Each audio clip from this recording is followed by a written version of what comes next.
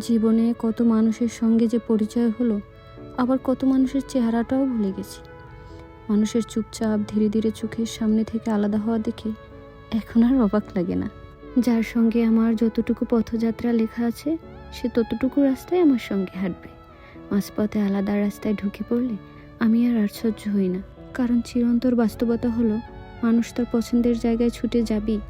কে চলে গেল, কেন চলে গেল, এসব কারণ আর খোঁজা হয় না। আমার সঙ্গে তার এতটুকুই পথ চলা ছিল। আমি এটাই বিশ্বাস করি, মেনে নিই সবাই তার গন্তব্যস্থল খুঁজে পাক। আমি যে কারো শেষ গন্তব্য হব এটা তো জরুরি নয়। নিজেকে অনেক সান্ত্বনা দিই। সামান্য মানুষ আমি। প্রতিটা কঠিন পরিস্থিতিতে আমি নিজেকে সান্ত্বনা দিয়েছি এই বলে সুদিন কাছেই। সুদিন আসলে অনেক দূরে। এতটা দীর্ঘ সময় সুদিনের অপেক্ষা করার পর এখন বুঝতে পারি আমি নিজেকে মিথ্যা সান্ত্বনা দিয়েছি, মিথ্যা বলে এসেছি। সুদিন অনেক দূরে, অনেক।